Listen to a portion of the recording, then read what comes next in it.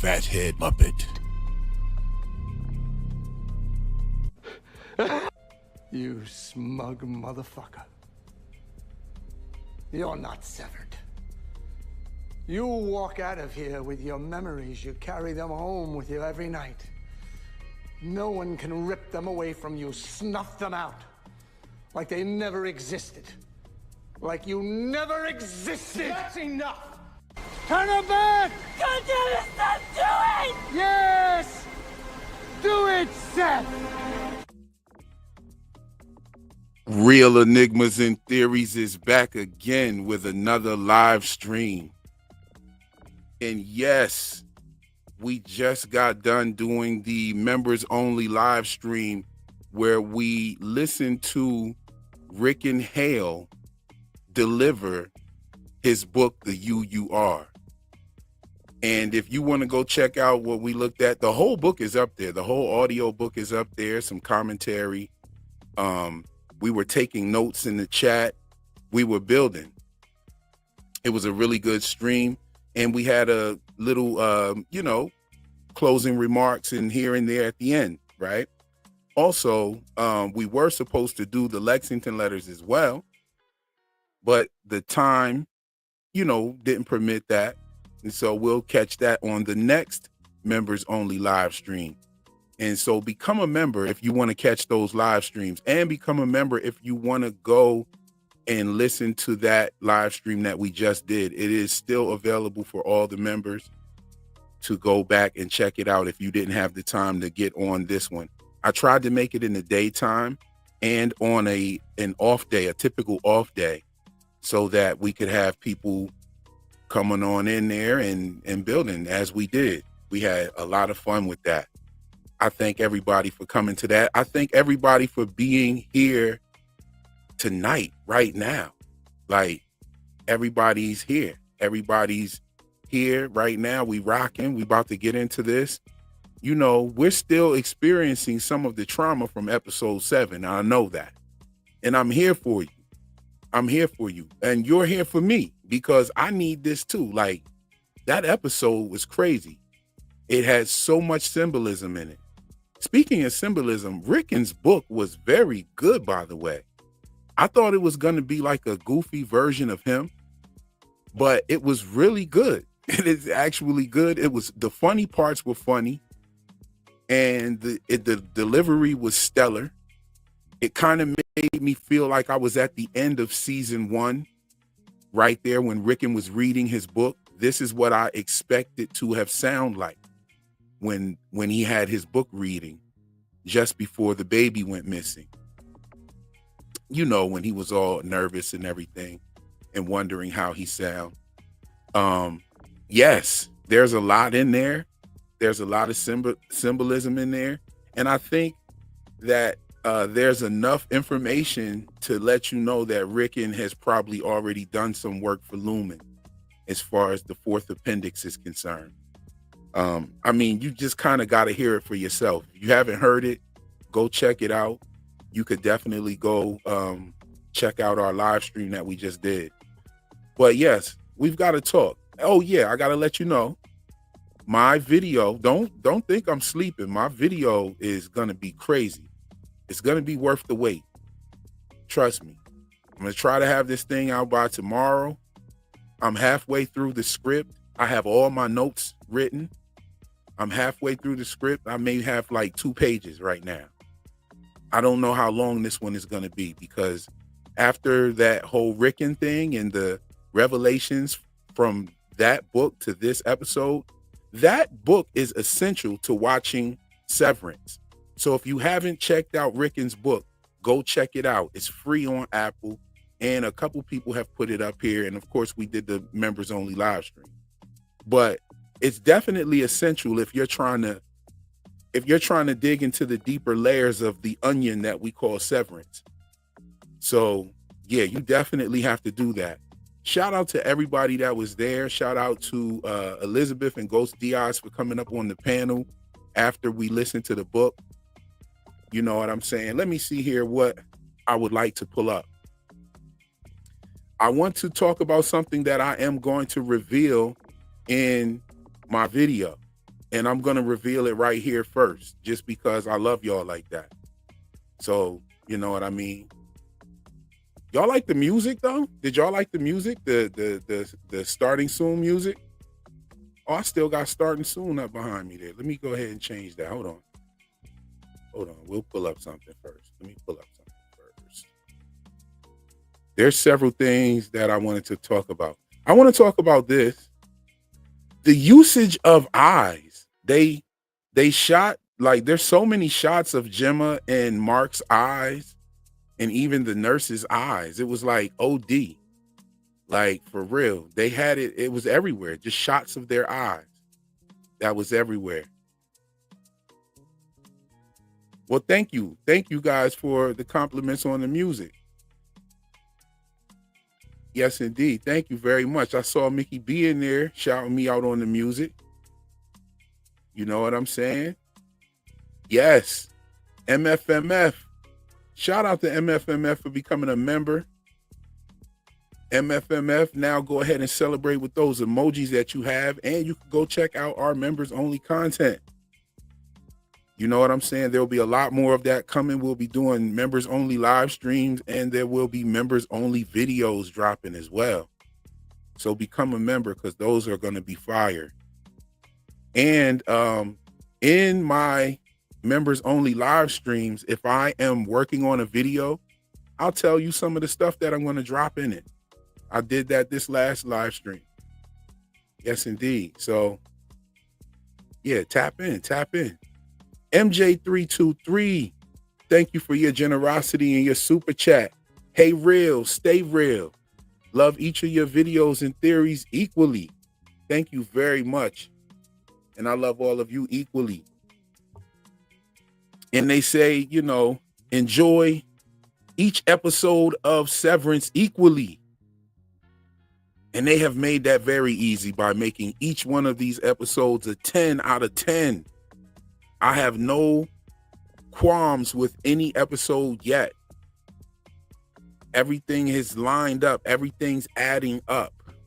I appreciate you. Yes, indeed. Yes, indeed, for the super chat. Indeed. And the 777. I love it, love it, love it. That's what's up.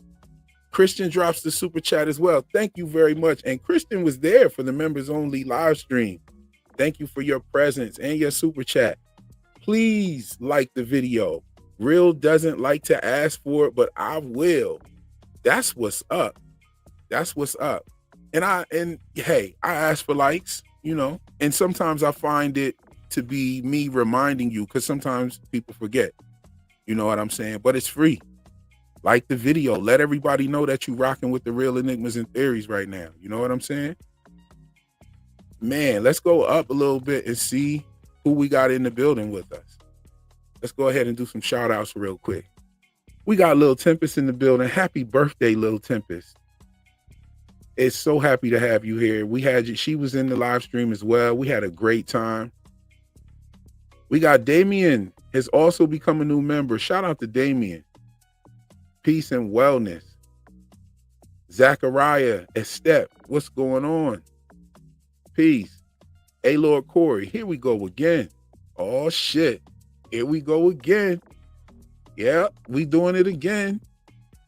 Stella Blue, what's going on with you? How you doing? This was early. This was way early. Okay, that's what's up. This was during the live stream. This was during the, what's the name? Geo Ninja, what's going on? I see you with your membership. And you know what? Let me do this real quick. I'm gonna toss out some memberships real quick so that you guys can go ahead and join the next members only live. There's some memberships right there. We'll give out some a little bit later. You know what I'm saying? We'll give out some more later and get some people in the membership game. We need a little more members to create more stuff, more emojis and whatnot. I appreciate all the super chats, everyone becoming a member. Gina Julian, thank you very much for becoming a member. Now you have access to those emojis and the members only live chat. You know what I'm saying? Be on the lookout for the Real Enigmas and Theories field guide. It's on the way. I'm working on it every free moment that I get. That's no cap. Like, no cap at all. Oh, MJ323 gifted 5 Real Enigmas and Theories memberships. If you got one of those memberships, please thank MJ323 and also celebrate with those emojis. You know what I'm saying? Real, the only creator I know who blesses his own chat with free memberships. Yo, it's the gift that keeps on giving. It's the gift that keeps on giving. The memberships are dope because you got access to the emojis and stuff. Now, we've just now started adding members only content. I've had members on here all last season from, and I didn't really get around to doing too much members only content. What I would do was I would let the members have first look at my videos for like a couple of hours. But, you know, it doesn't have the same feel to it as actual members only content. Like, you know what I'm saying? So I'm definitely going to start providing that, dropping jewels, giving like my little notes. I'll just do videos about my notes.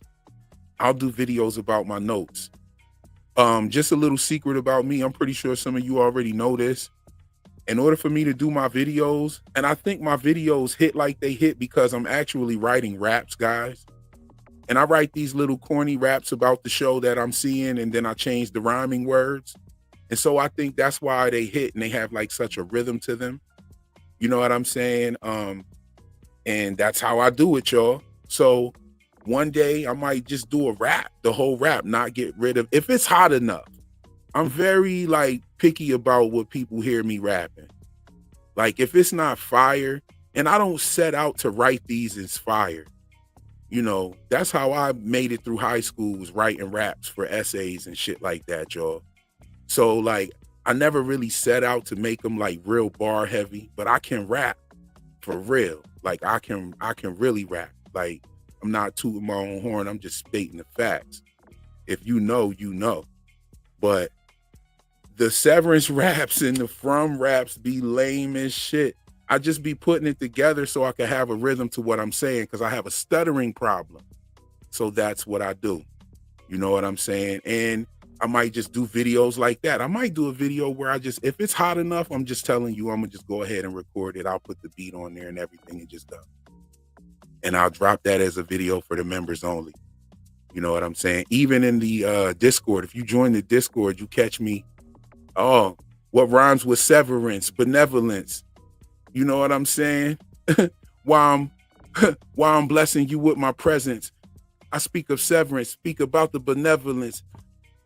We could do this all day. Like, I spit now. Yes. We talking excellence.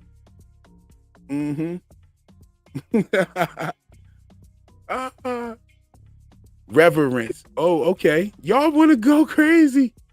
Y'all want to get? Hey, yo, I'm gonna tell y'all something. Big Heck asking me what rhymes with what. He know what rhymes with what. Big Heck rhymes for real. I heard some of his music myself. You know what I'm saying? Like I definitely heard him rhyming myself. So we peddling pestilence, watching the Severance. Zeppelin said Leper's hints. Yeah, okay. Oh yeah, I got some spitters in the chat. It's easy to do it when you just rhyme in one word. Y'all got y'all. Hey yo, see, look, y'all make my live streams dope. y'all make my live streams dope. I fuck with y'all heavy. Led Zeppelin up in the leopard prints. Yeah. Oh yeah, we going crazy in here. Yeah. James Earl Jones also had a stutter. Yes, and he also spoke with rhythm. So he was like, he did it the same way I do it. He used like poems. James Earl Jones used to like speak poetically so that he could get his words off. You know what I'm saying? When I'm rhyming is when I'm speaking the best. Like when I'm rapping, like that's when I'm really speaking. You know what I'm saying? Like writing these verses like scriptures, painting my vision like pictures, feel like I've walked into my purpose. The mission is bigger, the vision is clearer. It's that lyric elixir. I'm trying to tell you that the sky's the biggest of mirrors. We flood the streets with a supply of conviction and vigor. When we retreat, we leave behind all the victims and wishes. I hold it up and pay no mind to divisional triggers. Social media's to silence the critical thinkers. Fact checkers, thought police is a better description. We used to learn to come together with different opinions. That's how you take your social conscience to different dimensions. My old head told me I was the coming of vengeance. I beg the difference. My existence is different position. Yo, let me stop. Let me. We ain't gonna go with the bars right now. Let's go with the Severance. Yo, how about them eyes? How about them eyes? You know what I'm saying? Like the windows to the soul. How about that? How about how many shots they gave us of the eyes? Look. Look. It's everywhere. Hold on. Let's look for some more. Okay, they had the facial shots and they had these right here. These were fire. These are this was a transition shot. These were fire. I was loving it. I was loving it. But wait a minute. There's a bunch of eye shots that I caught. They had a bunch of them in the beginning. Here's some more. Okay. They were going crazy with the eye shots. I know I wasn't bugging. This is one of my favorite shots right here. You know what I'm saying? Oh my God, yes. She acted her ass off. She didn't have too many lines. This is when you must be convincing with your body and your face. You understand what I'm saying? Like, this is Big Heck, you caught Big Heck caught the switch up. The switch up was smooth, wasn't it though, Big Heck? He caught the switch up. But yo, this was like a Tom Hanks level performance. You know, Tom Hanks had in the movie Castaway, he pretty much entertained everybody by his fucking self. And I think he had like a volleyball that he did it with, or a soccer ball, a Wilson ball, and him by himself. Gemma did this level of performance.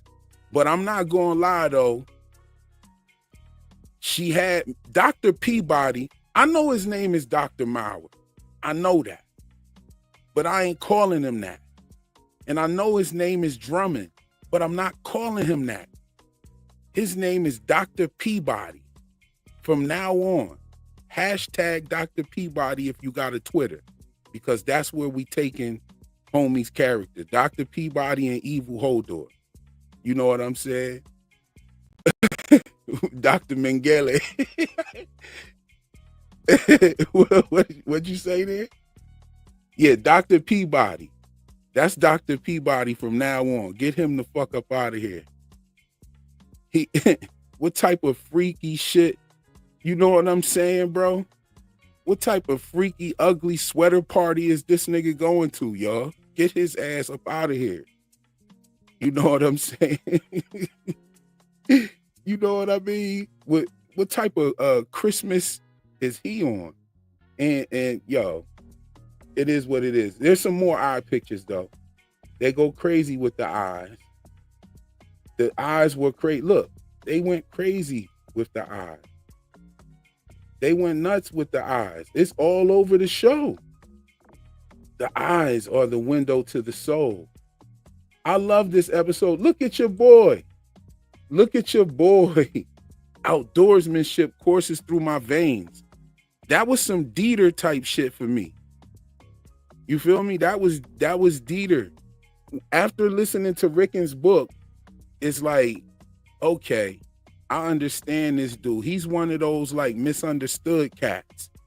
You know what I'm saying? Very much in contact, very much in touch with himself. This is why he would write a book like how he wrote it. Very much in touch with his sexuality, Paul. You know, he's on his shit with this. He's talking about dancing naked around a bunch of people, nutting in the dirt and all types of shit. He's wild with it. And it also allows you to see what Devin saw in him.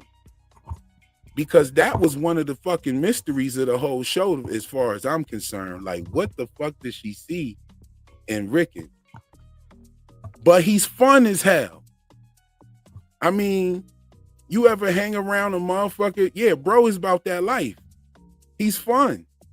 You ever hang around a motherfucker that like rock climbs and all that type of shit?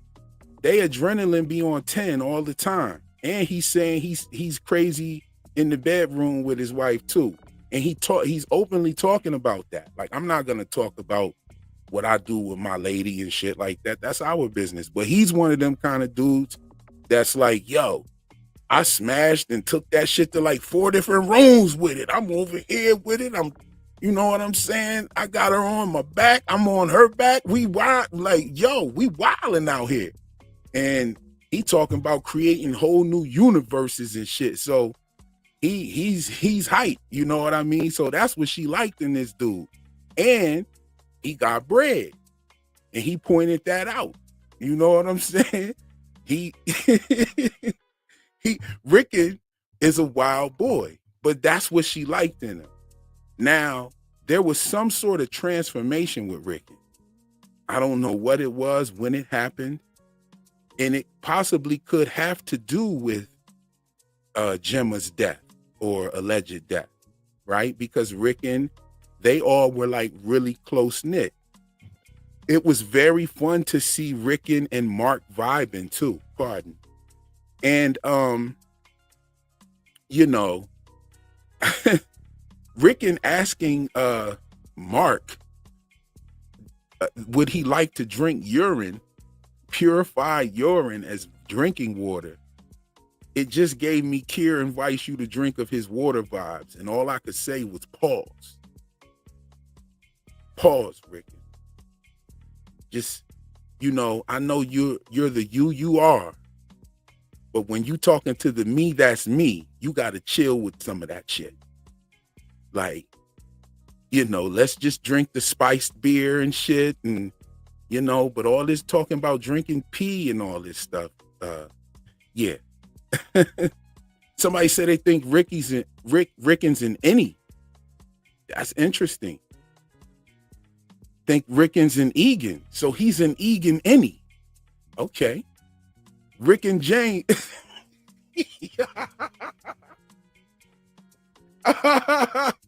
Rick and Ron Jeremy. Yo, Rick and James. That is a meme. We got to create that. I hope I don't forget. I forgot the other meme I was supposed to do, but Rick and James, we got to do that. Rick and James is real. Exiting the paradigm. What's going on? Rick and James. Pass the joint. I'm Rick and James, bitch. Not the super freak. Rick and James was wild. Y'all got to go hear that UUR book. I mean, and I'm going to tell you, I came to this revelation while hearing it.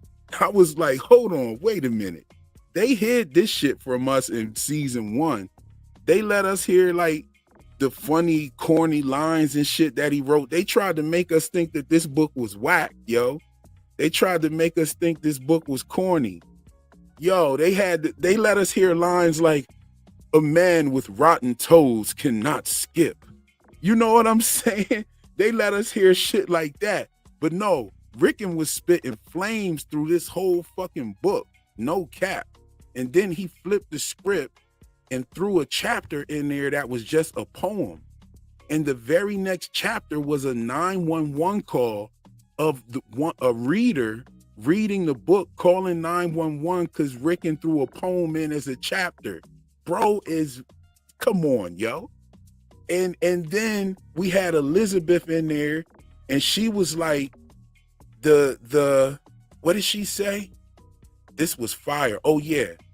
She said that the poem that he threw in there as a chapter was like a severance chip in your mind, because it made you automatically think about the fact that he just threw that in there as a chapter.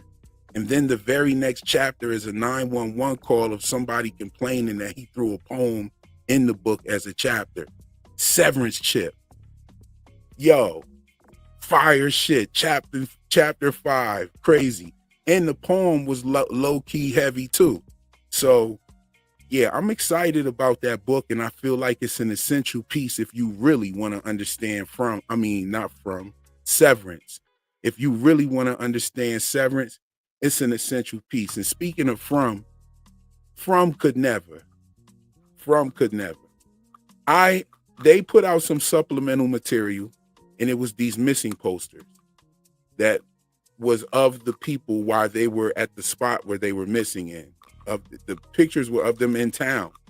So I was like, man, this is the worst supplemental material of a show that ever existed. So like, yeah, From needs to start coming with this level of supplemental art to go with the show, because it's a mystery box show and we need that. And y'all not coming back till 2026. So y'all got some time to drop some fire supplemental material. I hope they hear me.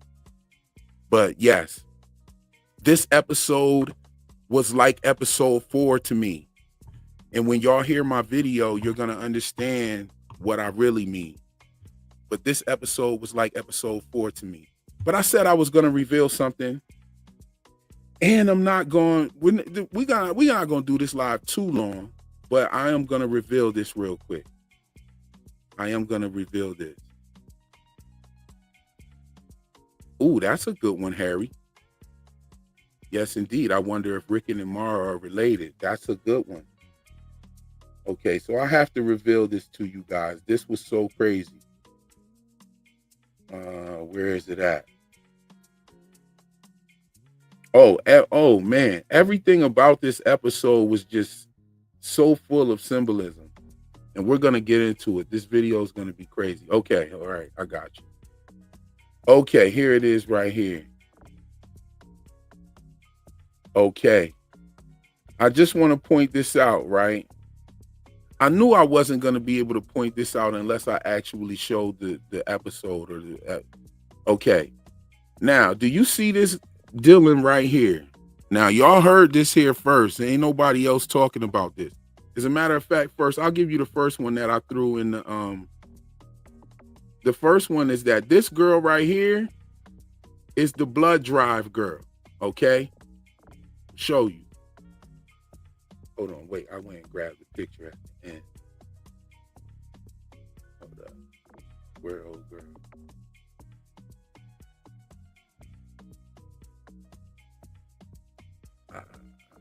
Where is it? Did I grab the picture? Yeah, I know I snapped the shot. But that's old girl from the blood drive that was helping Gemma in the blood drive. Danny Daydreaming, thank you for becoming a member. Yes, indeed. Let's celebrate the new members.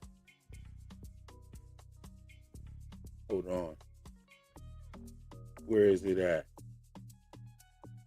I know I'm not bugging y'all because I have the picture.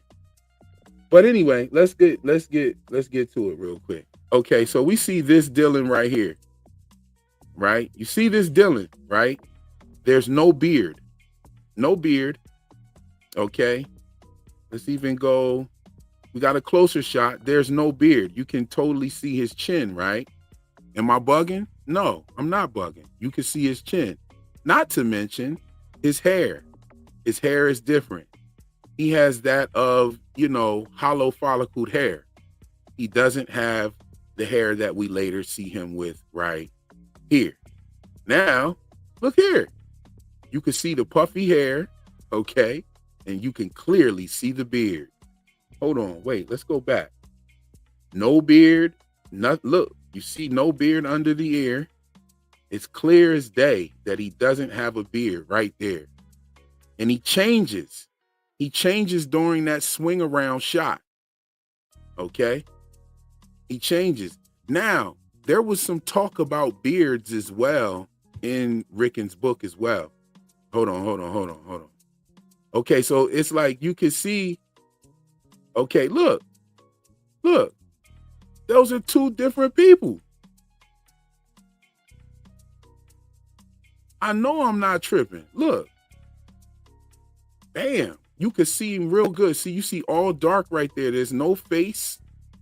And then boom, here you see face. Pause. You see it right there. Okay? And this happens like weird. So also, thank you, my love. Also, you have bro up in here looking like Richard Simmons. Oh, where'd he?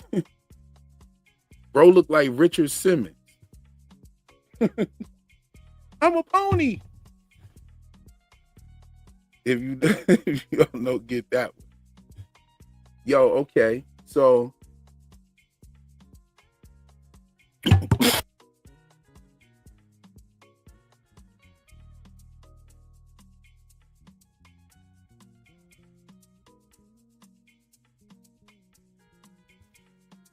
man, my wife just brought me some hot tea. I ain't think it was that hot.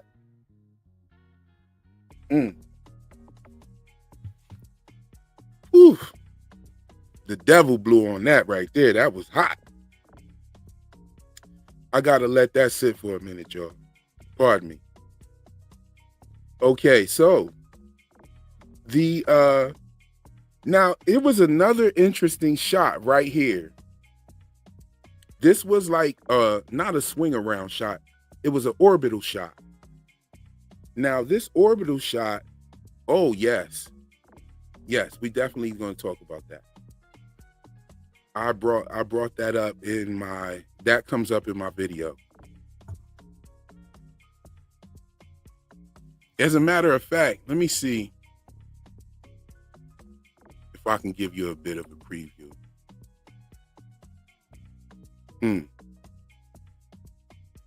All right, I'll give you a preview, guys. Okay, I'm going to give you a preview. Now, first off, let me say that this episode consists of Mark and Gemma's memories, along with some inside knowledge about what is actually going on the testing level. Like when we see Evil Hodor and Dr. Peabody talking in the room with the MDR twins, another way is when they show us what's actually going on down there. Another way they show us what's actually going on down there is them revealing to us what's going on in some of the rooms. These events we see happening in these moments are to represent everything going down during the season 1. We know this because all 4 refiner twins are present and they're monitoring scenes that we know to predate the MDR uprising. Like Miss Casey coming to see Miss Casey coming to observe Helly. We see Mark by himself in the beginning in some of these scenes, which would mean that would be one of Mark's memories. There are times where we see Gemma by herself, and that would mean those would be her memories. times that we see them together could be them, sharing a memory, or both having the same memory, or it could be one or the other's memory. However, there's a hidden possibility that made the way they wrote, shot, and edited this one of the most slept on beautiful aspects of this episode. There's one thing that could change what we think we saw and what we think we know about what we saw. And that's if Gemma is lying to Dr. Peabody about being able to remember anything in those rooms. This would mean that those scenes inside those rooms are not just information, but Gemma actually remembering things about what's happening in those rooms. This would affect what we saw, but it would also affect whatever test Dr. Peabody is running on Gemma. And I'll explain why that's important later. So that's part of my script right there. So like what I was saying pretty much, and it'll work with the visual. And what I was saying pretty much is that the episode was made up into multiple different things. At first, I thought that this episode was Mark. I thought that everything we were seeing was like Mark remembering something while he was asleep on the couch. But he couldn't possibly remember things that happened with Gemma while she was alone, right? So that means that some of this had to be Gemma's memories as well. And some of it is both of their memories that they would share together, like when they were sitting together in the clinic, like when they would be kissing, like when he went to, okay, for instance, when he went to her office and she was there preparing for her lecture, that was one of his memories. Even though they were both in it, that started off with Mark in the elevator, and he got off the elevator and there was a clock presence that actually that clock presence and him coming off the elevator mirrored him going to the severed floor. But he goes to her office, and so that was one of his memories because it started off with him. So there were other memories that started off with her and she walked to him. But that's not just what that episode was about. This episode was about showing us what happened there on the testing floor all the way back to season 1, all the way back to episode 1, when Helly first gets there. How do we know this? Because, hold on, there's a scene right here, okay, where, all right, so let me point this out. Let me use Dylan's computer, Dylan's twin first. Okay. Now you see that the primary screen shows Dylan. And who's looking at him? Dylan's twin. But these other 3 screens at the bottom are looking at Helly, Irv, and Mark. Okay. That's what the other screens are looking at. They're monitoring all 4 of them.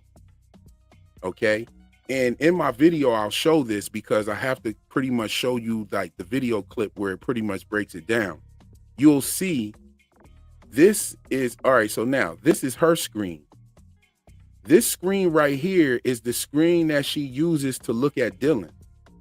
I believe that might be Dylan's head right there. It might be just pretty grainy. But this is the screen that she looks at Dylan with. There's an actual part on the little orbital shot where Helly can be seen in this screen talking to Dylan. And then and it's the part where he was messing with the finger traps and telling her how to refine and telling her, what to look for and everything. And then like right after that, she goes to sit down. She disappears from this screen and she pops up in this screen, meaning she sat down and started refining. Now we remember that scene, okay? Now here's something else. During the orbital scene, this Dylan character can be seen checking his watch. I think he checks it like 3 or 4 times. He checks his watch. But he can also be seen, look, here's another shot of him checking his watch. he can also be seen acting like he's playing with finger traps. At that very moment when he's playing with the finger traps, this shit had just swung around from the scene that I just explained to you about Dylan's talking to Helly at his desk. So they're imitating them. Like he's acting like he's fucking with finger traps. And then here he is. Okay, this is one of the scenes where he's checking his watch, but you can't really see it. You can see it in the motion. But this is the scene where he flips. Yeah, okay, yeah. This is a different Dylan. This is a totally different Dylan. And you could tell even by the way the wrinkles lay on the shirt. Okay, so I don't know why they used a different one here. I'm still trying to figure that shit out, but I don't know. But yeah, I have no reason. I have no idea why it was, but it is. Another thing I was noticing that they kind of all have their own little personalities as well, because this one, when Miss Casey came to tell Mark that she was there to observe Helly, this one was getting frustrated with him, and he started tapping his foot on the floors, and he had them big ass clown shoes on, looked like Victor's feet from. No, I mean, but hold on, let me see. Okay, so this is also how we know that all of this had to happen before the MDR uprising. And these are parts of the show that are actually showing us and allowing us to see what was going on season 1. Okay? This episode right here is showing us what was happening on the testing floor during season 1. And we know this because Irv is there. And Irv is sitting at the computer refining. So all of this had to be happening before that. Also, we seen, and that fiber optic shot was crazy. Like when they were standing there right here, this shot right here, right before this. Okay. See, if this MDR, if this Mark twin is looking at Mark and Miss Casey, then that means that this was taking place in season 1. So they were just pretty much catching us up to what happened in season 1 all the way, because there's actually a part where the Irv refiner disappears and he's no longer there. And that's when Drummond comes to ask him about, the why he's got the stupid sweater on and shit like that. So hold on, let's go back. Oh, okay, I didn't snap those because I know I was going to show the motion. And this is when he was telling them, like, you're going to have to let her go. And then they started, how about the weird food and shit? Like, the food shit is weird. That was weird. It was giving Brave New World. I don't know if you guys ever seen Brave New World, but it was feeling like that kind of. Okay, there was something else. some of these things I could talk about because I've talked about them before. Gemma is definitely down there training. She's definitely down there training. There was one of the outfits right here. This looks like they're training her for something. I don't think that they would give her like an exercise plan in one of those rooms. I think they're actually training her for combat. And she's been combative with this dude. She tried to break his fingers and she bust him across his head with that chair too. So I think that she's definitely doing it.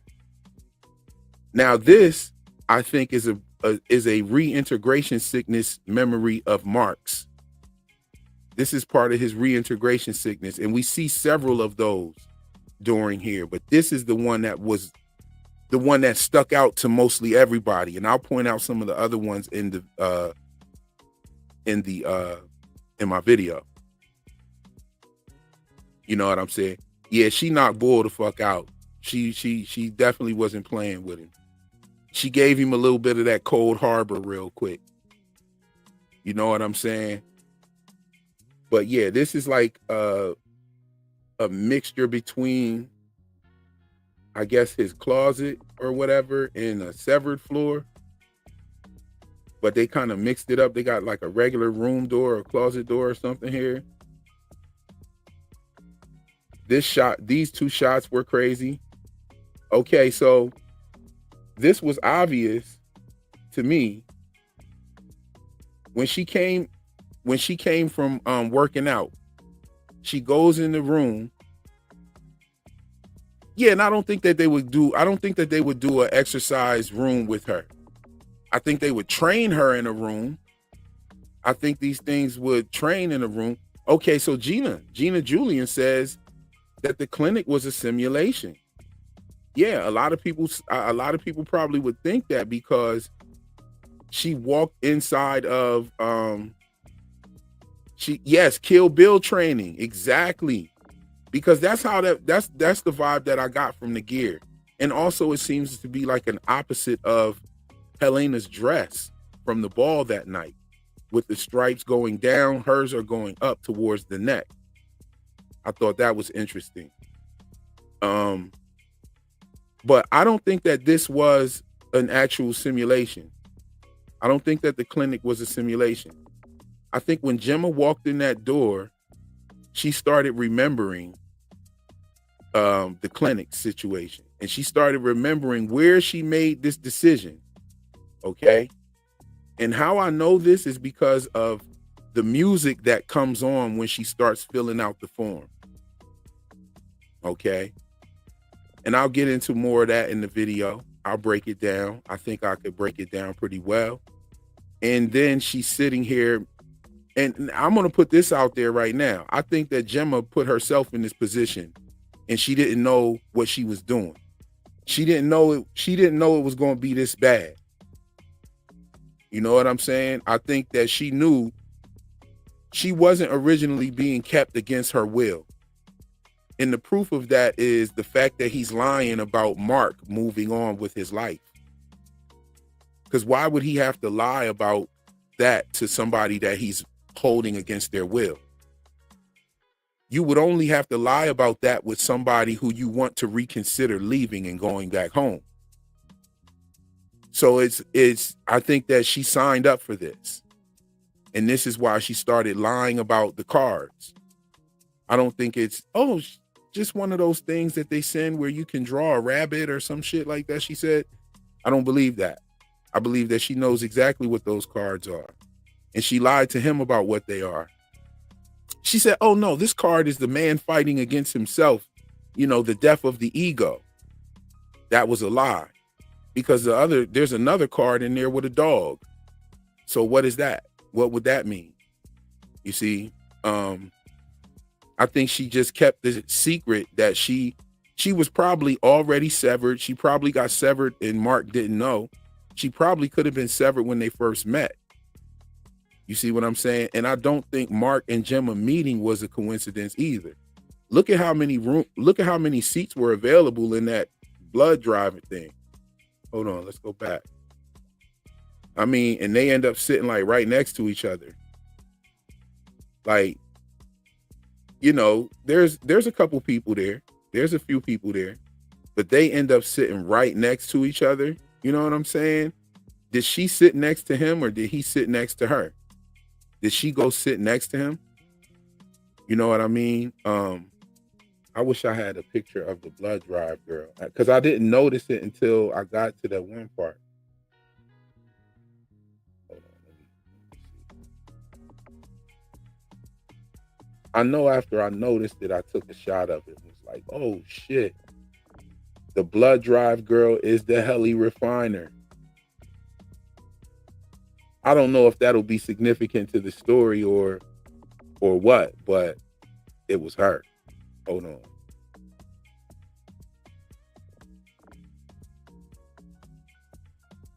And I liked it where Devin asks Mark, where did you go? And at the beginning, the nurse asks Gemma, where did she go?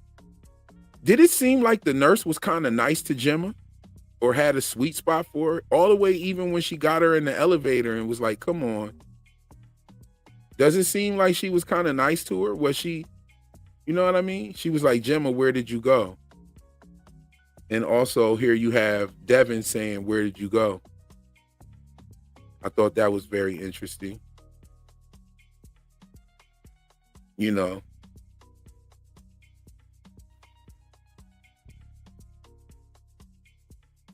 Yes, O&D did make those cards. Yes, O&D made those cards that I was talking about. Namaste Quay, thank you so much for your super chat and your dope comment. Because yes, O&D did make those cards. So that ties Gemma right to Irv. I meant to say not Irv, but Bert. Let's just think about this for a second. Mark has been there for 2 years. Him and Gemma were married for some years, right? It looked like they were married. The time lapse shows them going through 2 winters, at least. So they were together for at least 2 years, because it showed there was a time lapse of their desks, and it shows the different seasons that they've gone through. You know what I mean? I took the books as if they're professors, then I took the books moving as like semesters moving, right? And so I tried to keep a track of that, and also the time lapse of Gemma outside, where she was like walking outside. She was also carrying a spade in her hand. There was also Donna from was carrying a spade. The first time you see Donna in the show she has a spade in her hand. I thought that was pretty dope. But yeah, so this time has gone by, and if Bert has been working there for all that long time that he's been working there, right? If Bert has been there working, then this means that he was there when the cards that Gemma had were made. And, I talked about all the connections with Bert and Gemma. Gemma sees Bert in the conference room and runs to Irv and tells Irv that he's in the conference room. You see what I'm saying? You also have Gemma used to hold her wellness sessions with the mammalians, and the mammalians knew about the fable of the pouches in the larva with MDR. You know what I'm saying? And the first time we heard that story was from Bert. And if he's been there that long, then he had to be there when that story originated. He might even be the originator of that story. So that also connects to Gemma, because she knew who the mammalians were. And the very first time we meet Bert is coming out of a wellness session with Gemma, with Miss Casey. And that's where he meets Irv at. When Irv gets sent to wellness, Bert's coming out of there. So every step of the way, Bert and Gemma are actually connected, even in this episode. You know what I'm saying? So yeah, I thought that was crazy. Now, what I thought was really crazy. Okay, let me see if this tea is going to burn me. Oh, nah. And it's real good. It's like, I don't know what this is. White peony and some lemons. Tastes like something like that. Maybe some nettle. It's good. It's good. Hold on, let me get another. Still hot, but it's just right. Okay, so back to it, right? We have all these connections with Gemma connecting right to Bert. And it's been like that for the minute. Now, I'm talking about all of this in my video, but there's so much more. And I want to play a little bit of my last video as well. You know what I'm saying? Just to give you a context. Because I thought it was crazy how I dropped that video. And it's pretty much talking about Operation Paperclip and the way they used to, bring Nazi soldiers in so that they could do human testing and do other things, which led to programs like MK Ultra and other things. And we get to see a little bit of that in this episode. You know what I'm saying? We get to see a little bit of that in this episode. So I'm definitely going to, oh yeah, I want to mention this. I'm definitely going to play some of that video, but I want to mention this real quick. Let me refresh it and see how many we actually have. So I did a poll 2 days ago, and as of right now, 796 people have voted. We have 796 votes on a poll that I put up on my on my page, on my community page. And the question was, where did the Ortbo take place? And so I'm going to do a little experiment here. I'm going to catch this poll live with you guys. Pause. You dig? Hold on. Start a poll.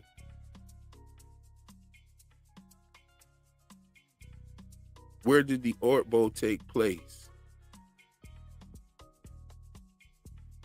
What were the options? Outside the Lumen building.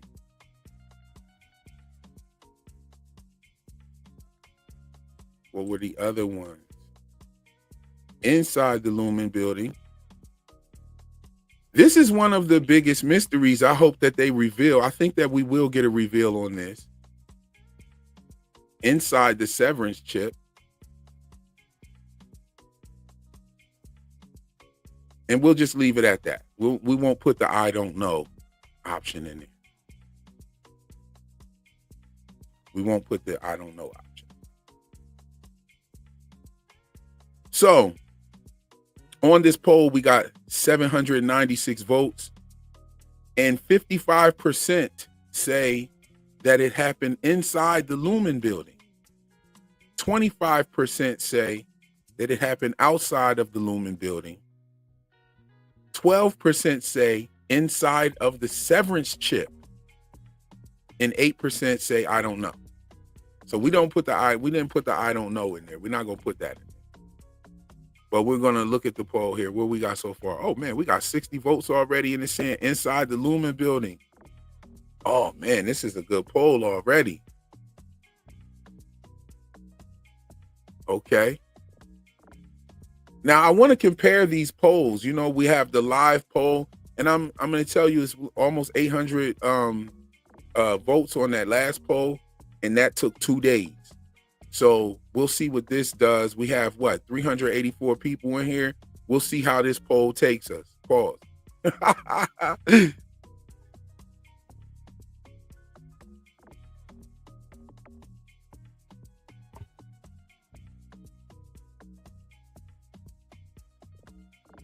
Okay. Yes, that's what I think. I think that the PD's map pretty much tells you where it was. The fact that the Glasgow block had to be used tells you where it was.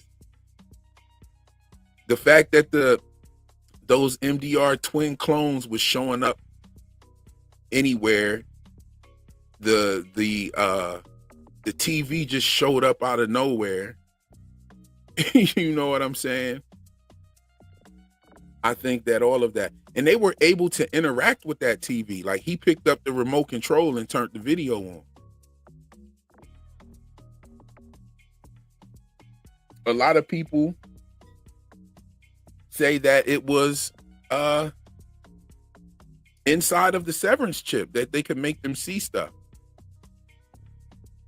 You know, I don't know how Milchick would be able to see it too and interact in the way that he did. I don't know. I don't know. Oh, Big Heck asks a good question here. He says, what? Do you think that the clones were people on the computers? No, I do not. As a matter of fact, they don't look like them at all. Oh, I have to show you guys this. I have to show you guys this. And this is something that I've been scratching my head wondering why the fuck they did this. And I had to stop and think like, man, we're talking about Ben Stiller here. Ben Stiller is why they did it. This is Ben Stiller. Hold on. I got to find it. And it's just funny to me every time I think about it. It just makes me laugh. I roll over laughing. Hold up.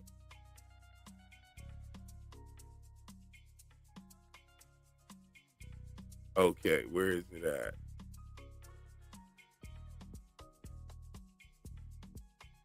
Okay, I could just show you this right quick. So Dylan's MDR twin at the Ortbo is this guy.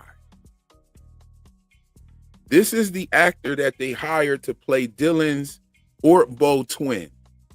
So the twin that was pointing at the Ortbo is this guy right here.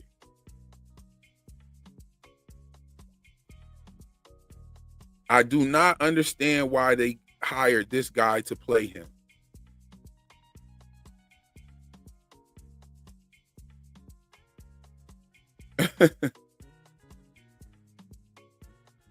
I am don't mind me. I might sound like I'm getting distant. I'm twisting up right now, and I'm also reading the chat. Yeah, not really a good look-alike. Exactly.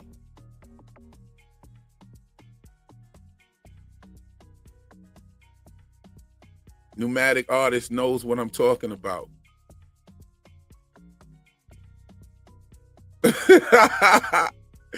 Blue Piece Blue Piece said, look at his edge. Oh boy got that Batman edge, that Batman logo.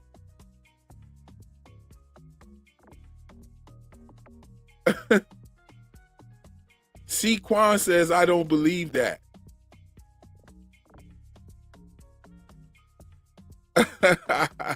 Jerry Garcia said, twisting the night away. Yo.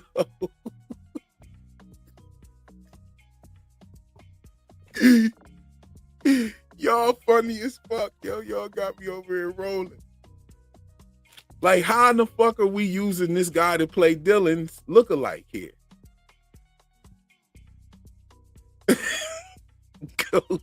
Ghost is bugging. Bro said he looked like Barney. Now, I ain't here trying to roast Bull, yo. I ain't trying to roast on me right there. I'm just saying that he don't look shit like Dylan, and why would they?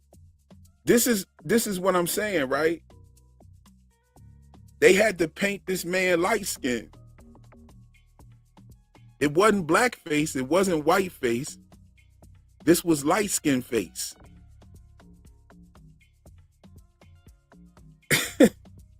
What? So why? Luna Cascade. Y'all don't roast Bull. Bull ain't done nothing to y'all but try to point y'all in the right direction. And this is the thanks that he get. Y'all wrong for going in on Bull though. Like, I ain't trying to roast him. I'm just saying, how the fuck is, like, this is light skin face. Because you have to paint this man light skin. It's crazy to me. And then you show us twice that you could literally go and get someone that looks like Dylan. Because you showed us with the MDR twin in the episode 7. And you showed us in the episode where Dylan was sitting in the interview. You see what I'm saying? So they show us that they could have hired. So why did they hire him to play Dylan? Imagine somebody told me that he was a friend of the director. And I was like, okay, then you could have gave him a better, I mean, he didn't even have a talking part. So you could have gave him a role playing an extra at the Chinese restaurant. I saw a brother in there. I just don't understand why they gave him this role. And it's just crazy to me because they already touched on like the Black Kier situation, you know what I'm saying, with the painting and shit. And now this shit, you know what I mean? What's going on? Yo, I don't know why this has been bothering me ever since that episode. Y'all are in here roasting the shit out of bro. Lord Vader, thank you for the super chat. Lord Vader says, the hubris. Yo, y'all are funny. Hold on. That sports guy, what's going on, G? Thank you for your super chat, man. Let's see here what he said. He said the watchers in the last episode are different from the twins at the Orc Bowl. One was credited as the watchers, one was credited as Shadow. Yes.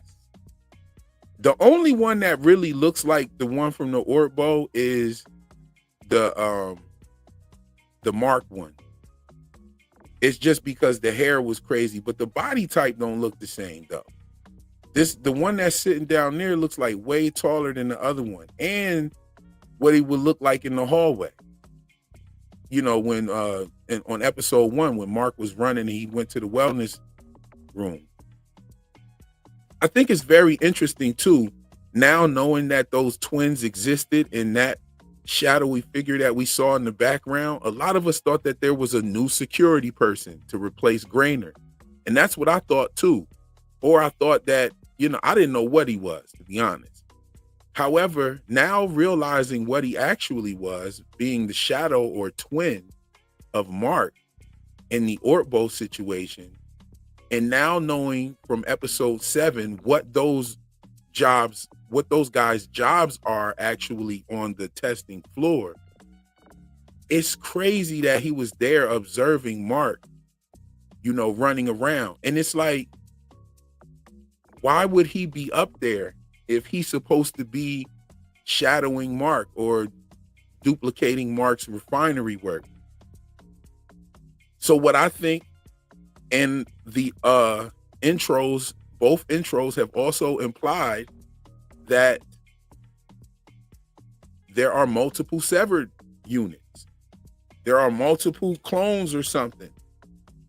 Not only that, Gemma's whole situation down there with the multiple rooms and going into every room and being a different any every time, I think that's very interesting. So let's break this down a little bit here. Thank you again, Sports Guy.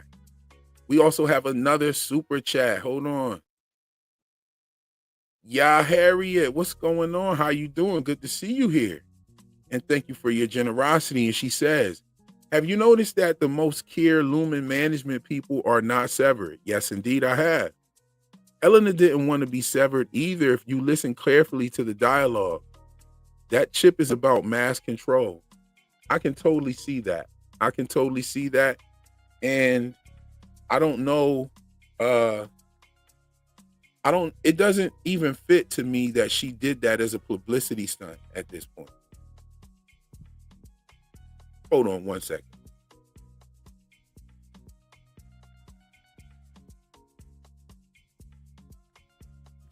Yeah, I'll hit you back. All right. Sorry about that. I had a phone call. Let me see here. Sometimes you gotta turn that thing off when you're on live real quick. Okay, cool.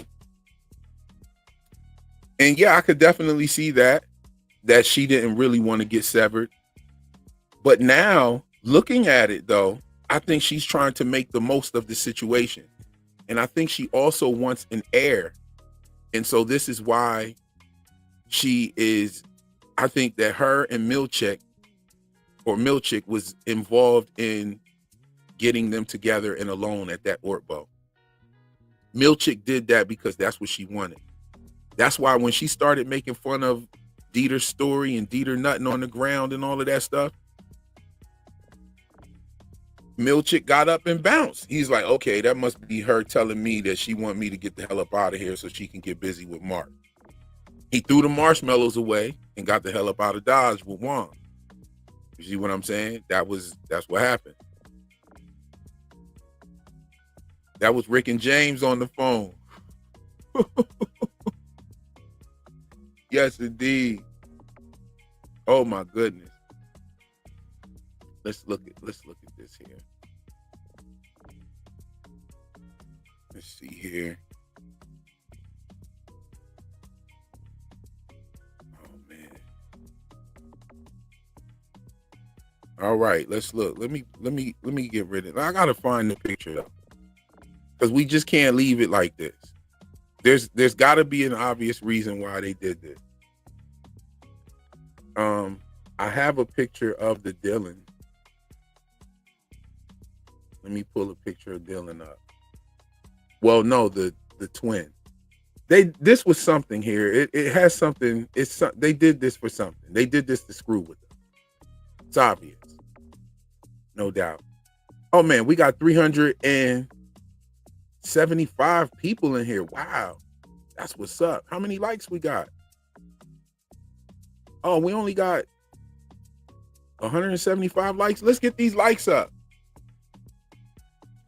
Let's get these likes up. Hold on. Wait a minute. Here's some more. Let's get these likes up. Let's get the likes up to 300. That'll be fire. Like if you haven't liked it, go ahead and like it. Let's get the likes up. Here go 5 memberships out there. Those memberships come in handy now that I'm doing membership only content. So if you are one of the ones who just received one of those memberships, you now have access to the members only content. You know what I'm saying? And I love you, even though you are a fathead Muppet.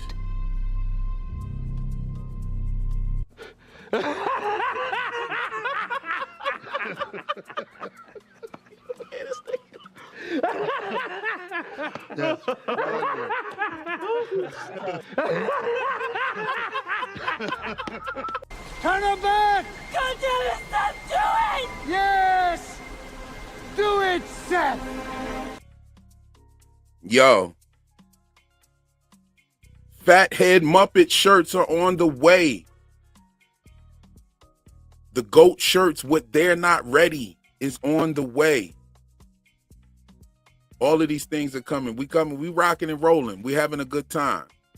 You know what I mean? I don't mean to be one of those coming soon ass type dudes right now, but it's coming soon. I got a lot on my plate. I'm working. There's no excuses, so it's gonna get here.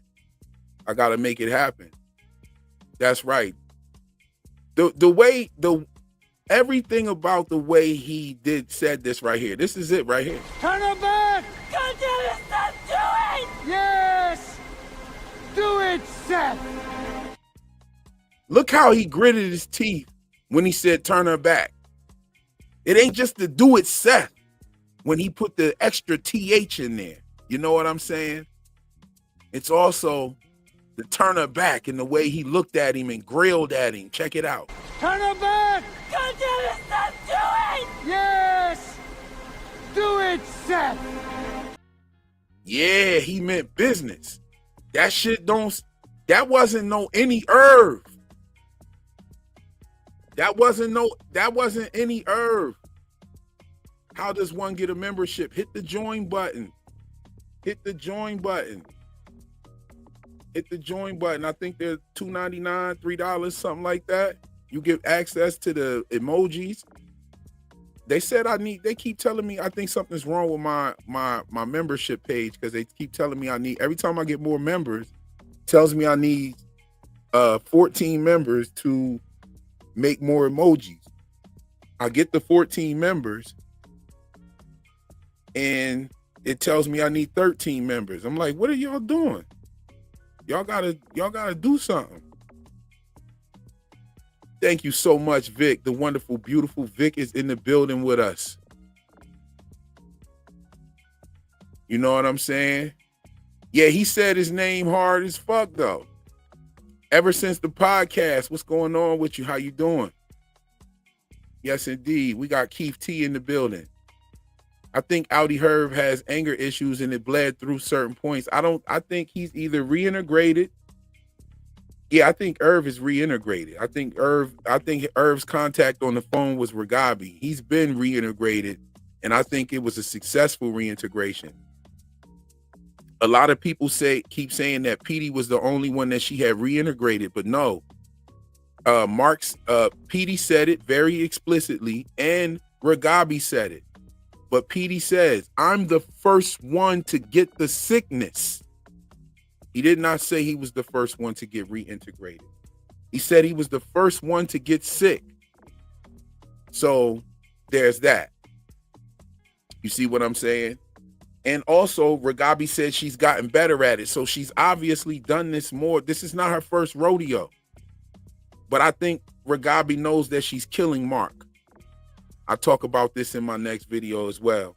I don't mind dropping some of these gems in here. I ain't going to drop the haymakers, though, the room shakers. I got to save the room shakers for the production, y'all. But I definitely talk about how I think Ragabi knows that she's killing Mark. Yo, check this out. Let me show you. This is how you know. And I'm pretty sure somebody will say it in the comments before I even show it. But this is how you know Ragabi knows that she's killing Mark.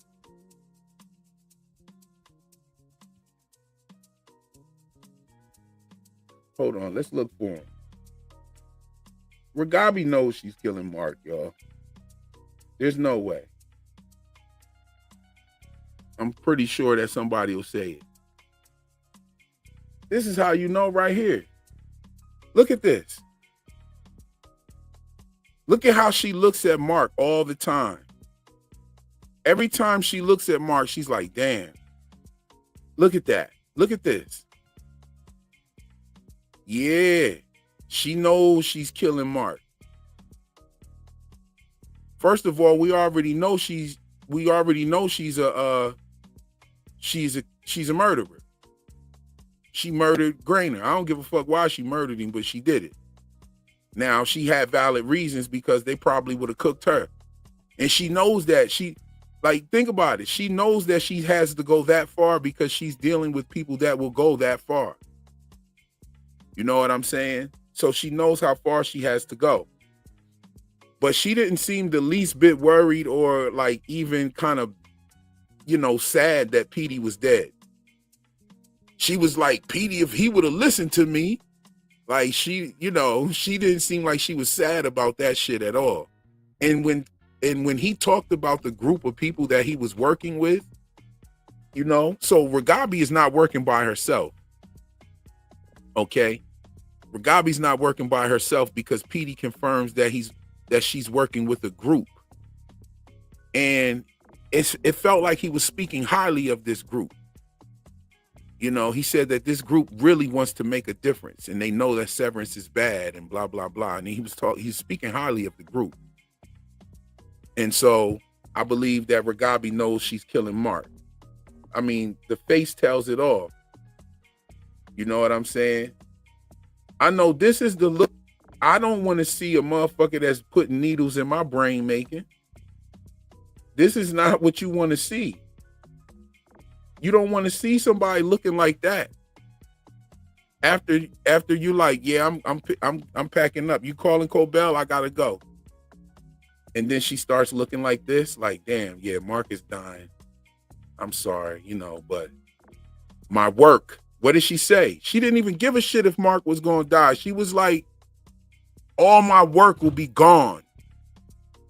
She didn't even try to compel her by saying, your brother's life is in danger if you get rid of me. And if you call Cobell, you get rid of me.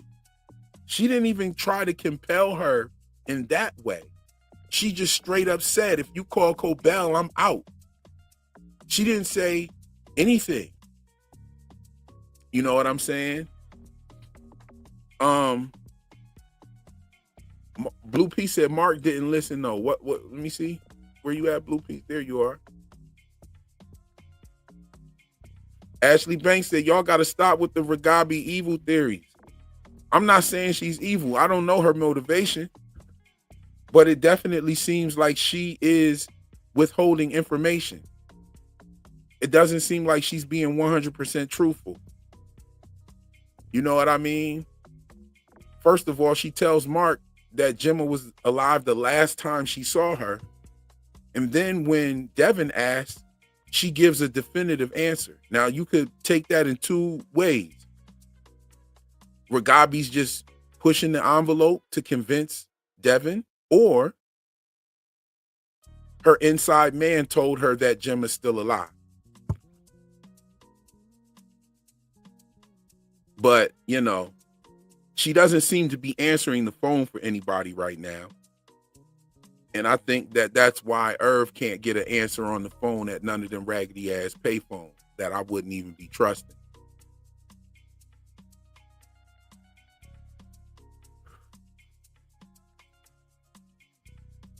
Ashley Banks says, if it was a play on race relations, Devin trusted a crazy white lady that made her and her husband uncomfortable with a literal brain surgeon. Okay, true indeed. Ragabi ain't evil, but she got the answers we need. Okay, yeah, I ain't say she's evil. I don't know what her motivation is. Luna Cascade in the membership. Yes, indeed. Thank you, Luna. Love that membership content that we did today. And we will be doing more of those. That was super fun hanging out with y'all in a live stream, listening to Rickon. I felt like I was at the crib in the end of season 1. That was kind of dope. I loved it. Yeah, I don't think she's evil. I don't know what her motivation is, but she's definitely not being totally 100. You know what I'm saying? And I think that she knows that she's doing something to Mark. You know what I mean? We could even look at Irv and what he's doing. He's actually trying to communicate with his innie in a different way by staying up and painting the paintings and stuff like that. It doesn't seem like Ragabi's been at his crib with no shit set up, you know, poking away at his brain and whatnot. You know what I'm saying? She didn't give a shit when, you know, Petey died. She was like, well, if he would have listened to me, well, he'd still be here. Like, that's literally what she said. You know what I mean? So she's got some secrets. You know what I mean? Yes, she is radical. She's definitely radical. But it didn't seem like she was too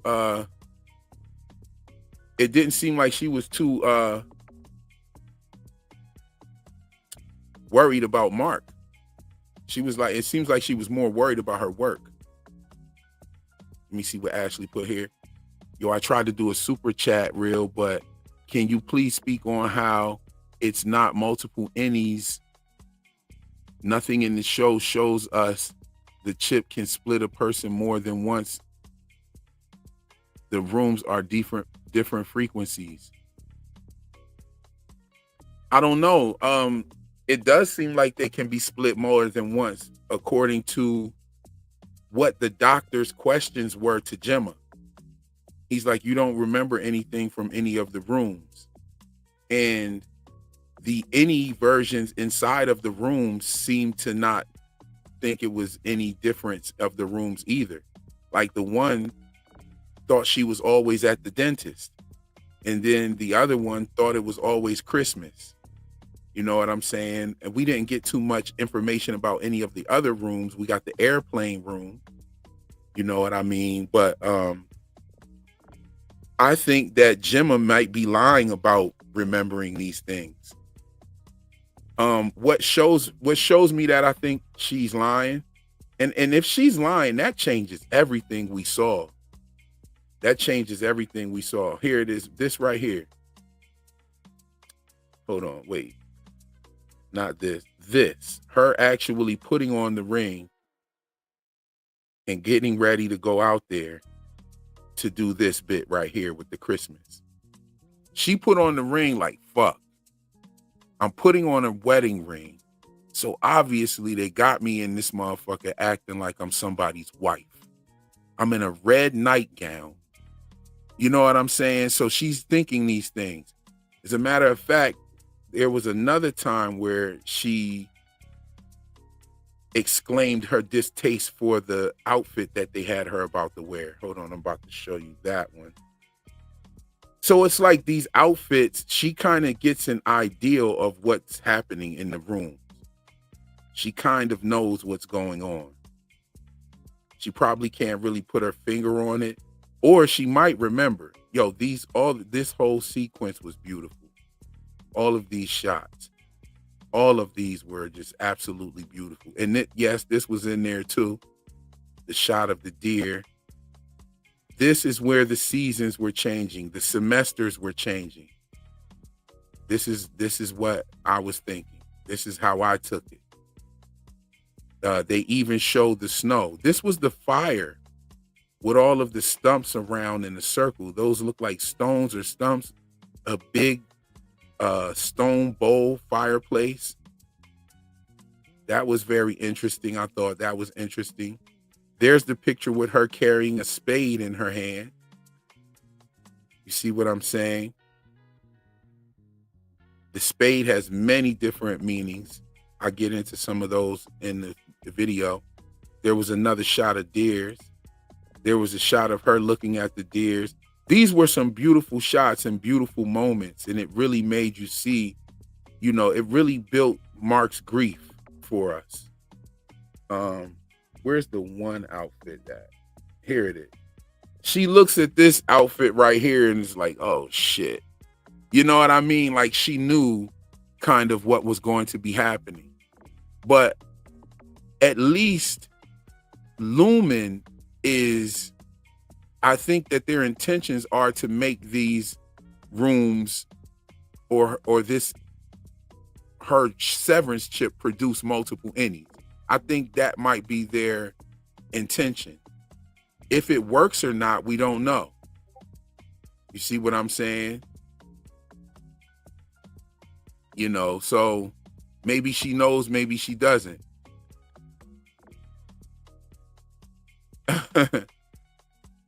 Yeah, she said, oh shit, right out loud. We get it. You know what I mean? She was like, yo, yeah. She looked at that shit. First, she looked at the shoes in the wig and looked at the dress and was like, oh shit.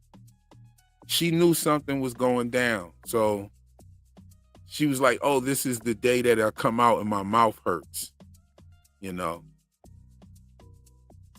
Yes, indeed. Let's see here. What else we got? This episode was crazy. It had so much going on. Did y'all peep this? This was the woe meter. This remind me of the auditing process with Scientology, where they put you on the auditing machine like this, like a lie detector device, and they ask you questions about yourself and shit. This was the woe meter. I seen people talking about the goats here. This really has no rhyme or reason the way they did this. Ooh. Terrell Brown with the super chat. Thank you for your generosity. And he says, I believe Regabi's work is of Dieter's, like a Jesus-Satan duality. We are complete when we are whole, not separate, always in all black too. Very interesting. Very interesting. Regabi's definitely an interesting character. I mean, Mark has totally been traumatized. Let's just be for real. Like, he's gotten himself into some bullshit just like I believe Gemma has. They have both given themselves to Lumen. You know what I mean? Voluntarily. And now they both don't like it.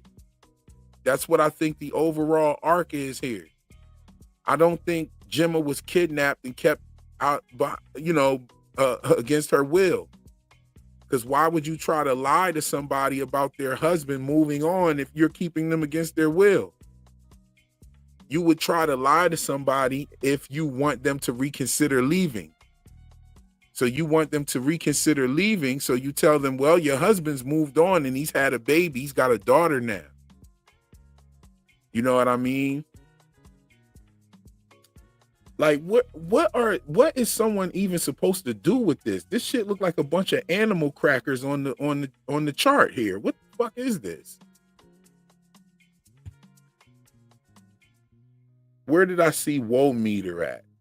Where did I see the word woe meter? I know I saw it.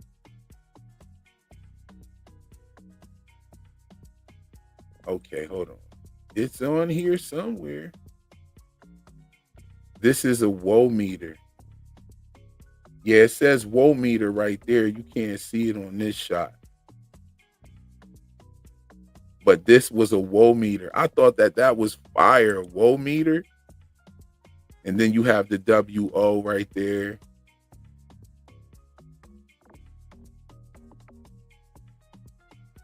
Hold up. Yeah, all of this whole sequence was so fire. It really gave Brave New World. What was the other movie with Christian Bale and what's the one guy? Oh man. Equilibrium. It gave me Equilibrium vibes. I don't know if you guys seen Equilibrium.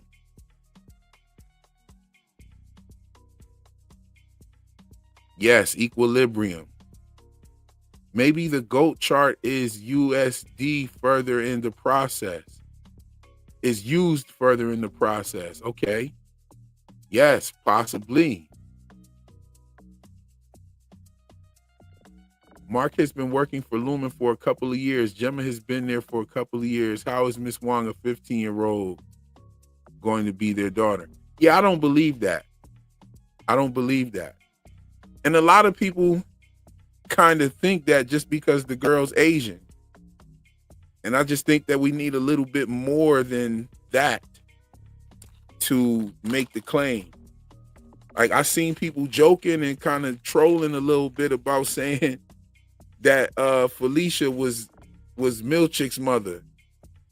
So like, and I think that's hilarious because yeah, it kind of says, you know, like I think we need a little bit more than just them being Asian. You know what I mean? I don't think that I don't think Miss Wong is severed at all. And I said that from the very beginning. I just don't think they would put a severed person in that position of power. I think that all of the severed people are monitored by someone who isn't severed. And I think that Bert wasn't severed and they brought him up out of there. He was not fired for anything. He retired, purposely retired. He's like, okay, I'm out of here now. You know what I'm saying? Why he decided to do that, I don't know. But he wasn't fired. He had a whole retirement party. So we know he's lying. The next episode 8 is supposed to be only 38 minutes. They need to just give that whole episode to Cobell because it's only 38 minutes long. I don't want to see shit with nobody else. We miss Cobell. We need to know where she's been all these time. We need to know what's up with her.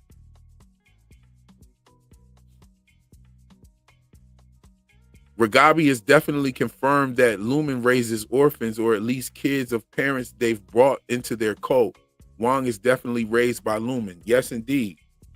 That's why a child of like her would be so callous as to interact with these individuals, smile at them, and all of these different things, and then say that they're not really people because she knows exactly what they are and what they've been doing. Wong has probably been trained in first aid. She probably knows some procedures. I wouldn't even doubt that she would know how to do the severance procedure herself. I would say that everybody higher up probably came from these schools. And at the very least, in order to work for Lumen, you have to go to one of these schools. Unless you want to go ahead and offer up your brain for the severance process. If not, your ass got to go to that school. You know what I'm saying? The Lexington letters also revealed that there is a Jim Milchick who claimed to have connections at Lumen. So there's another Milchick, and it was probably Milchick's brother, uncle, father, or something, working on the outside as a civilian, a sleeper cell. I believe that they're making sleeper cells out of Gemma and them. I think there are more than just one of them as well, because there are multiple room doors. But there was a thing. Hold on. Wait, let's go back. Let me see here. Let's go back. Let's go back. Let's look at Gemma coming out of her room. Okay, here it is. I believe so. Okay, so Gemma comes out of the room on the left. She comes out of this left door here. But there's also a right door. Okay, and if we look at the hallway, the angle of the doors, okay, has a little bit of like a hexagonal pattern with the threshold between the hallway, right? So she comes out of this door on the left, but there's also this.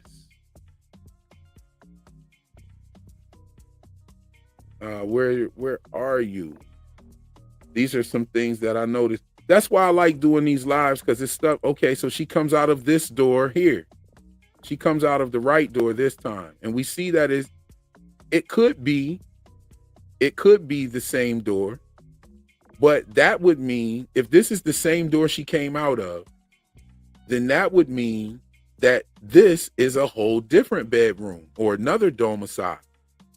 You know what I'm saying? So who lives in these different domiciles? So her door would be in the middle. So we have this door on the left, her door, evil Hodor. Hold on. And we have, where did it go? Okay, hold up. Where we go back up? I think I could pull them both up at the same time. Okay, no, that's not it.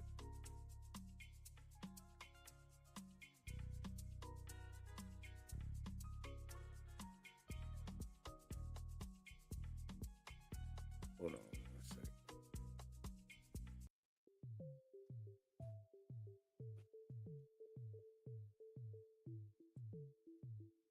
That wasn't it. Okay, yeah, it was back here. There it is. Okay, so if this is the room here, so this would be the room to the right of her door. So those are 1-2 rooms right there. And then if we go back to where she came out of the other room, that would be showing us another room. Okay, so here's Gemma's room door right here. I hope you guys can see my cursor. So here's Gemma's room door. She came out of this room. Then we have a room over here to the right, right? So then in this picture, we see Gemma coming out of her room door here, but then there's another room to the left. And we know that this is from a different angle because look at the hallway. The hallways are different. So if this is Gemma's room, then that means there must be 4 rooms right there where Gemma is at. 1, 2, and then the other 2 would be here, 3 and 4. So it would be 4 rooms right there. So who's living in those other rooms? I don't think that Gemma is the only one down there. I think that there are more down there. You know what I'm saying? Okay, let's look. Let's go back.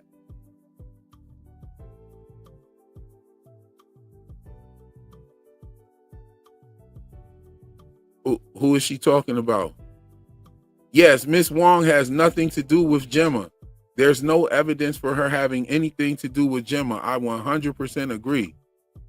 Just because they both appear to be of the same ancestral background does not make them related. No management is severed except Natalie. Okay, you think Natalie is severed? I don't believe Natalie's severed either.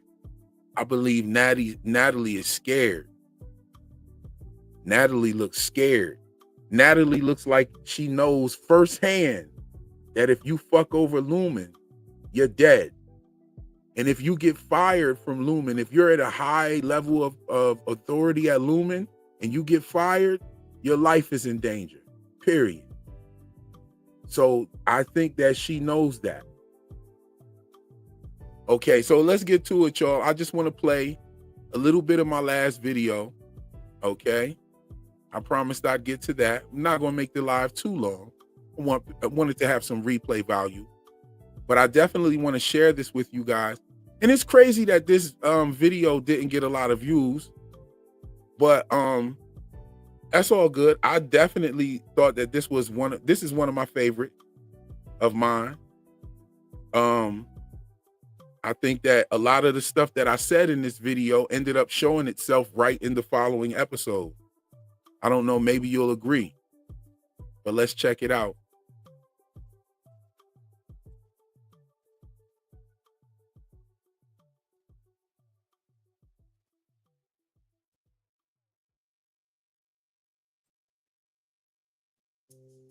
Real Enigmas and Theories is back again with another video. The replay value for season 2, episode 6 of Severance is undeniable. The mixture of the color contrast from the severed floor to the outie world gave us that season 1 vibe all over again. The acting from each one of the dinner scenes and new rabbit holes to go down and find some of the biggest clues to this show yet. Get ready to pull those magnifying glasses out and zoom in on the esoteric breakdown of Severance Season 2, Episode 6. Thank you to all that are here to watch, and a warm welcome to all the newcomers. This one's going to get pretty deep, so without further ado, let's cook. This is the look you get when you hear something that you don't know whether to cry, scream, or just laugh that shit off. But Helly took a little walk and came back to let Mark know that it was time to get busy, and she knew the plastic tent would be the best place to get down and put something on Mark that'll give him a for sure nosebleed. I mean, this is Mark's 3rd time working on his shallow rams, and you could tell by Helly's hair and all of the fertility symbolism that Mark, Helly, and Helena are about to be parents. And we love us some Helly, but she was wrong about Helena wanting to march the mellows with Mark just to be a tactic to draw a wedge between them. Helena was trying to get pregnant. I mean, I know I've been saying marching the mellows a lot lately, but Mark been out here packing them up. I mean, he got the midwife, Gemma, Helena, and now Helly. I mean, Dylan is getting busy with his Audi's wife, but Gretchen is still pretty much snacking on the same glizzy, so there's nothing too spectacular over there. Snacking on the same glizzy. And if Milchick is smashing Dylan's wife, then that makes him the side dude, so. But enough with the small talk. I was chatting in the Discord, and Mickey B pointed out something to me that I think really gives our guy Irv a chance.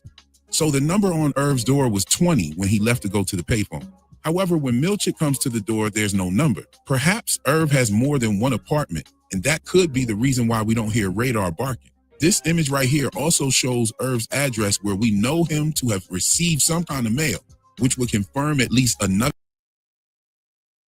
All right, I'm going to just get to the part that I want y'all to see. Hold up. Here we go.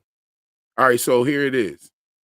And shook like Mark's hand in the reintegration chair made me think about Project Paperclip. Project Paperclip was a covert operation initiated by the United States after World War II to recruit German scientists, engineers, technicians, many of whom worked for the Nazi regime, to work for the American military, aerospace, and technological advancements. The program was run by the Joint Intelligence Objectives Agency, and it officially began in 1945, and it continued into the early years of the Cold War. Project Paperclip, along with other government programs like MK Ultra, experimented with human consciousness, perception manipulation, and altered states of mind. Some of the recruited Nazi scientists had already conducted research into altered consciousness, hypnotic states, and the effect of extreme conditions on the human mind. Now, that's the part that I wanted you to hear, because that's exactly what we saw happening on the testing floor. Now, we all thought we knew, or we all had a suspicion of what we thought was going on down there.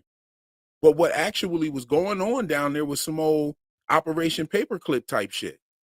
And I brought that out after mill chicks digging in this jar, a big ass jar. And of after they were brought clips. to the Like, we saw how many paper clips that jar had in it when he first took it off the shelf.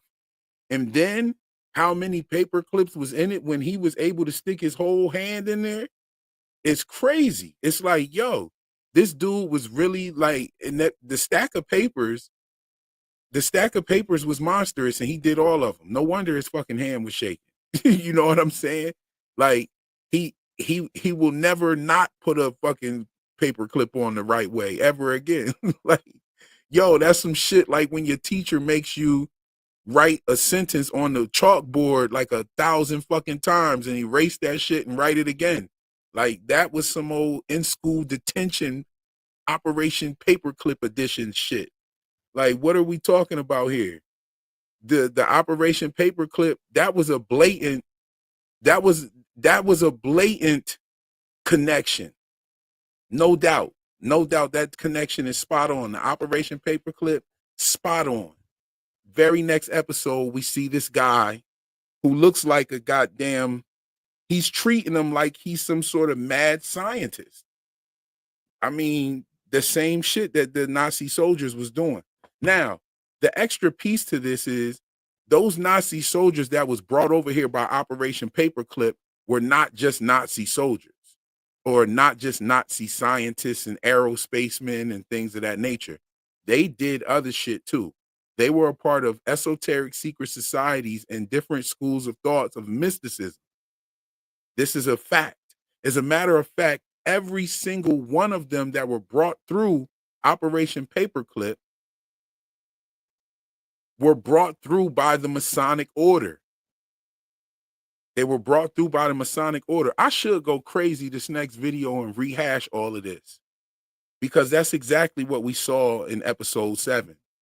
This is what we saw in episode 7. I should just go through and rehash it and start name dropping like the scientists that were involved, the people that were recruiting them, the Masonic ties that they used to do so. You got to think, you got a room full of agents taking paperwork and putting the clips on backwards. So in other words, there were agents in the government at the time who were Masons, and they put the paper clips on backwards so that the government officials could know who to pick to bring from the Nazi regime over to America. They gave them new names. They gave them jobs at Princeton, Yale, and all of these different schools. They gave them jobs at NASA.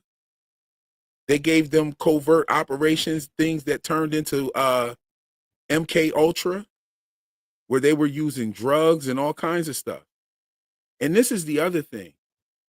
They were using fluoride to make their prisoners docile. The Soviets also did this as well. You know what I'm saying? Oh, we got a super chat from Ashley Banks. I'm gonna get to you in a second. So we have the fluoride being used for docility in the hostages, in the real people that were being kept against their will, right?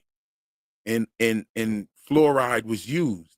And we hear the use of Grand Rapids being brought up. And we also have Keir standing on the mountain looking over what appears to be the Great Lakes, which is also in this video. Let's get to that. Let me put that part up real quick. Here it is right here. Keir standing there. This looks damn near just like the Great Lakes. You see what I'm saying? Mickey Bree brought some of this information to me, and I was thinking about the fluoride already.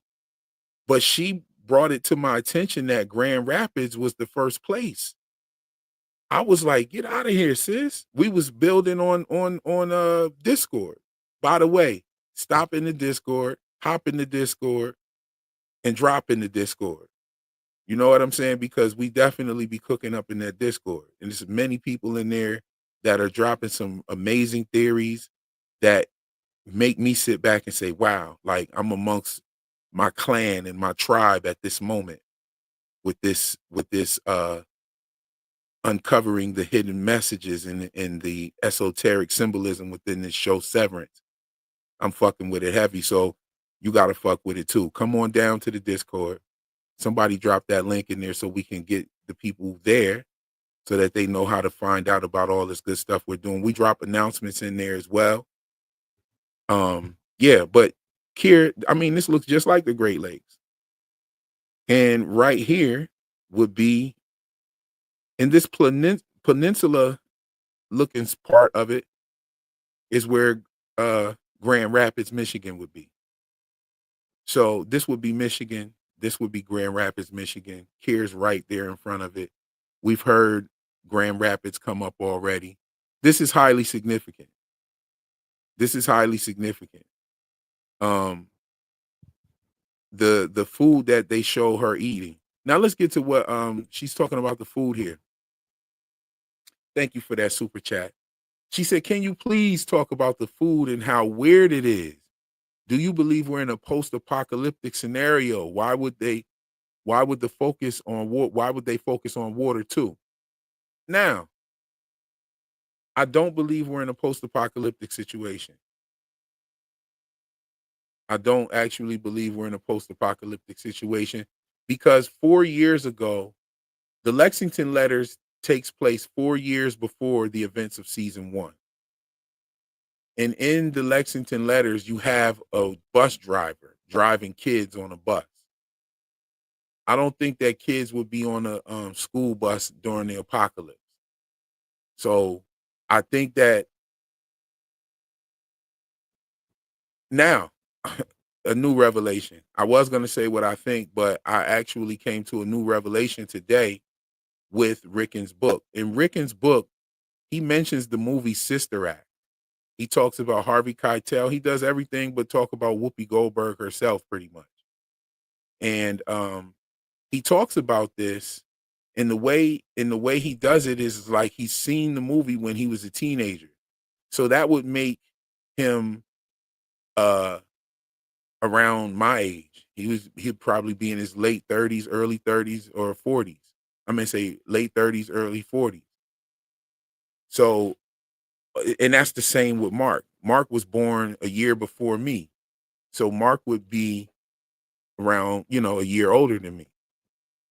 He was born in 1978. It says that on his driver's license. Also, it says his driver's license expires in 2020 or 2022, I believe. So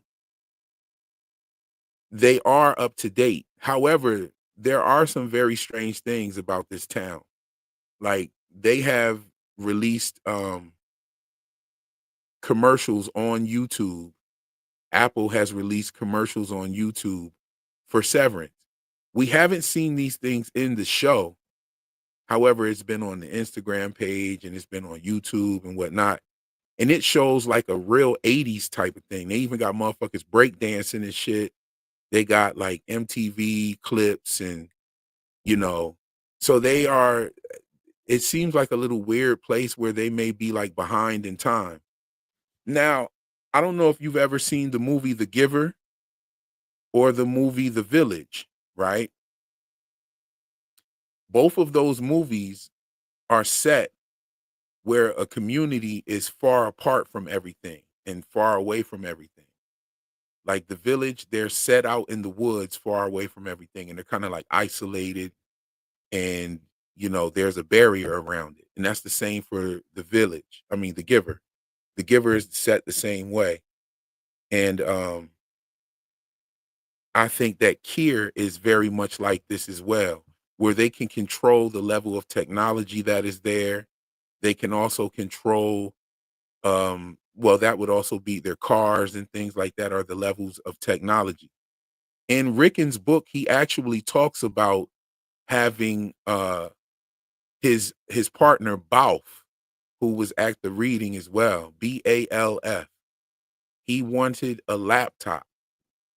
And I thought that was very strange because if he wants a laptop, then okay, so they have laptop technology.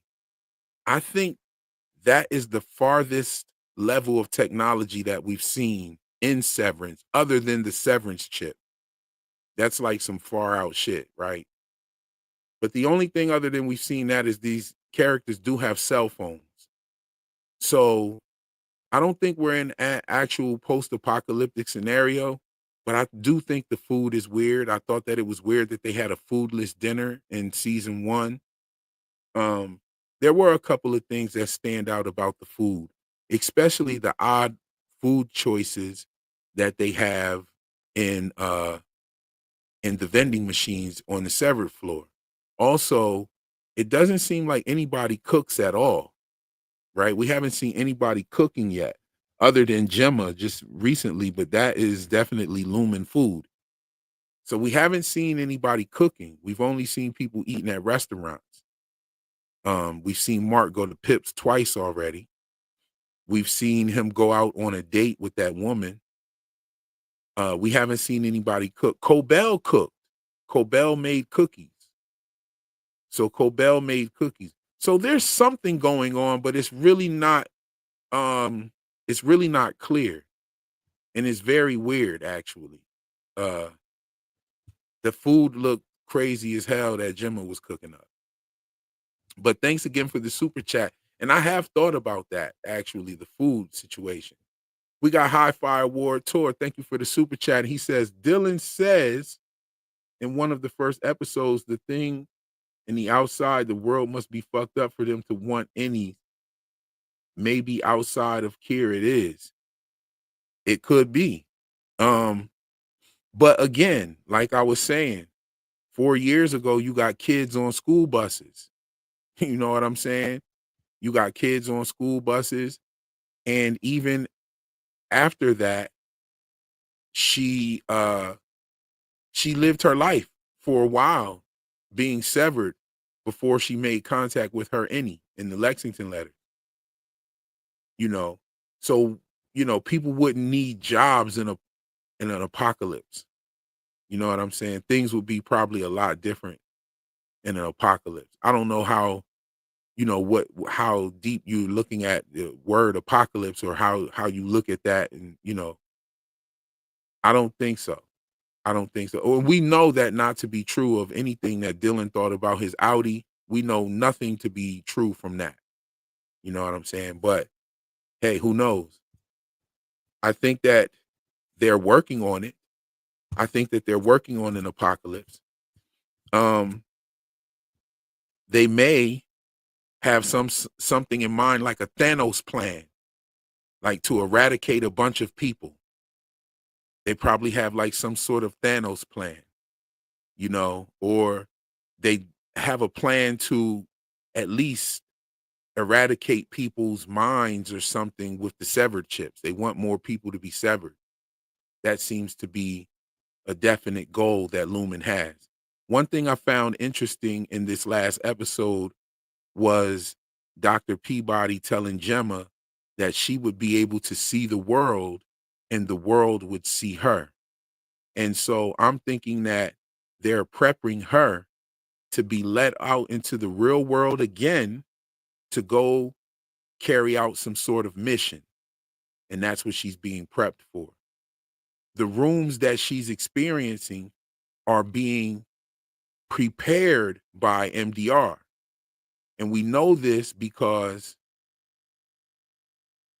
they're waiting on Mark to finish the Cold Harbor file so that then she'd be able to go into this room.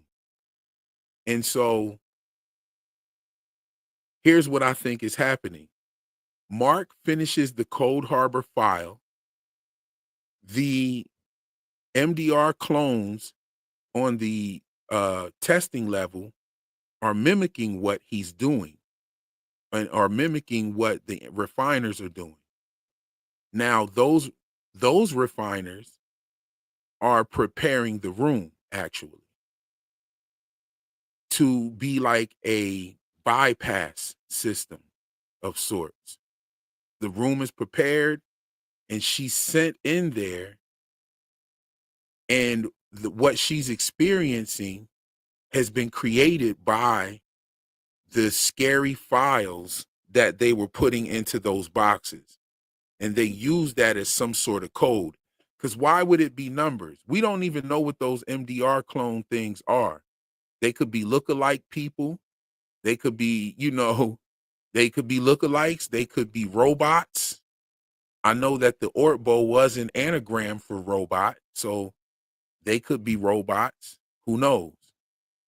But it makes sense if they were robots because we're dealing with numbers here.